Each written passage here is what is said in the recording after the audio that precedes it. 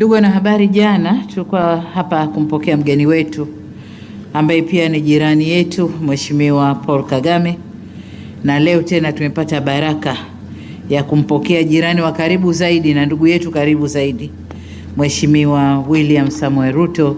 Muri iyi minsi tatishize i Dar es Salaam mu biro bya Perezida Dr. Samia Suluhu Hassan bari bahuze cyane. Abakuru b'ibihugu by'u Rwanda na Kenya basimburanye muri ibyo biro iminsi ibiri kurikirana. Ibyo bihugu bisanzwe bihuriye mu muryango wa Afrika y'Uburasirazuba. Hari n'imishinga y'iterambere ibyo bihugu bimaze imyaka myinshi byiyemeje, ariko mu mwanya wo kuyishyira mu bikorwa aka karere ntigasiba kumvikana mu bibazo bishingiye kutumva kimwe ibyemezo bya politike. Ibyo bigakoma mu nkokora iterambere rihuriweho. Icyakora kuri iyi nshuro Perezida wa Kenya Dr. William Kipchirchir Samoei Arap Ruto yavugiye imbere ya Perezida wa Tanzania ko nta yandi mahitamo bafite. I want to repeat as I did to my sister. Ndashaka gusubiramo ibyo navuze. Mushiki wanjye Samia Suluhu turakeneranye. Tukimara kubitahura tugomba guhita duhagarika urwikekwe rutari ngombwa hagati y'ibihugu byacu. Ibi ntawe bifasha, ahubwo twese bidusubiza inyuma. It is making all of us weaker. Uko Perezida wa Kenya avuga ibyo, ni nako Perezida w'u Rwanda Paul Kagame ashimangira ko Tanzania ari umufatanyabikorwa udasimburwa mu iterambere ry'aka karere. Tanzania ni kiungo muhimu si tu kwa Rwanda. Tanzania ni umufatanyabikorwa ukomeye bitari ku Rwanda gusa, ahubwo ni mu karere kose. Icyambu cya Dar es Salaam ni urugero rumwe muri byinshi bifasha ubukungu bw'ibihugu byacu. Ya kiuchumi muhimu sana kwa nchi zetu. Uwo mwanya udasanzwe Tanzania ifite mu iterambere ry'aka karere ni nawe utuma ibihugu biyishingikirizaho mu gutera indi ntambwe idasanzwe mu iterambere ry'ibihugu by'aka karere. Ndetse kuri iyo ngingo Perezida wa Kenya aremeza ko yafatanije na Perezida Museveni gushaka igisubizo cy'ibikomoka kuri petroli biri muri ibi bihugu. Abangu bafashe umwanzuro wo kubaka uruganda rutunganya ibikomoka kuri petroli muri Tanzania. Uyu ni umushinga bavuga ko n'u Rwanda rwamaze kwinjiramo. It is an investment that the government of Kenya is willing to invest. Ni ishoramari guverinoma ya Kenya yiteguye gukora. Guverinoma y'Ubugande nayo irashaka gushora imari. Banambwiye ko umuvandimwe wanjye Paul Kagame ejo yavuze ko nawe yiteguye gushora iyo mari. Hari n'ibindi bihugu byinshi bibyifuza. Na Tanzania ndatekereza ko irimo.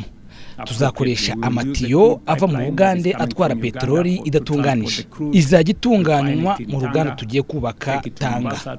Hari n'andi matiyo azayikura i Mombasa akagarura petroli itunganije mu karere kacu. Hari petroli iri mu Buganda, hariyo natwe dufite muri Kenya. Nizeye ko na Sudani y'Epfo izatwiyungaho. Mwumvise ko u Rwanda rwemeye ko ntabwo byumvikana ukuntu twakohereza petroli gutunganyirizwa ahandi, hanyuma twagorwa no gutumiza ibitunganije binyura mu kigobe cya Hormuz n'ahandi. Ntabwo byumvikana ukuntu twisanga muri ibyo bintu. And all the other places. It makes absolute no sense for us to do that. Iyi ngingo Perezida Ruto yayisubiyemo mu ijambo yagejeje ku bagize inteko ishinga amategeko ya Tanzania. Dr. William Ruto yabasobanuriye impamvu bagomba kuwushyigikira bivuye inyuma. Tunaweza kujenga refinery. Tugomba kubaka uruganda kugira ngo ibikomoka kuri petroli tubitunganirize hano iwacu.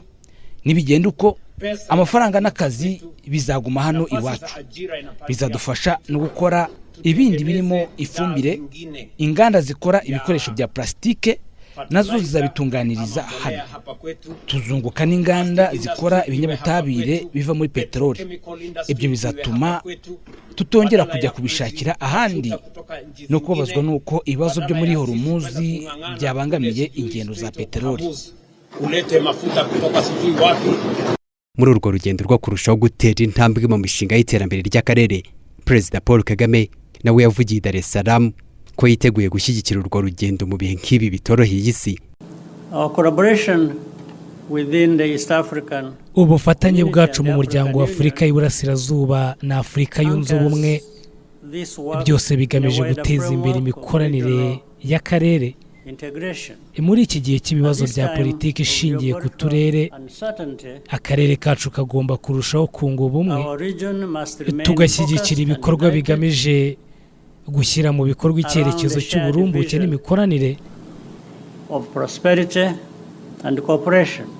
Uwo mushinga wo kubaka uruganda rutunganya ibikomoka kuri peteroli muri aka karere ugiye gusanga imikoranire y'ubucuruzi bw'aka karere yarazamutse ku rugero rurenze 25%. Imibare y'umuryango wa Afurika y'Uburasirazuba irerekana ko mu mwaka wa 2025 ibihugu 7 bigize uyu muryango byakoze ubucuruzi bufite agaciro ka miliyari 157.6 z'amadolari y'Amerika, avuye kuri miliyari 124.9 byariho mu mwaka wabanje. Ibyo bigaragaza izamuka rya 25%.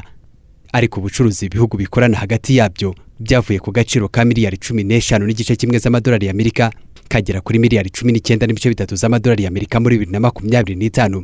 Ibyo nabyo bivuze ko hagati y'imyaka ibiri agaciro k'ubwo bucuruzi kazamutse ku rugero rwa 28%.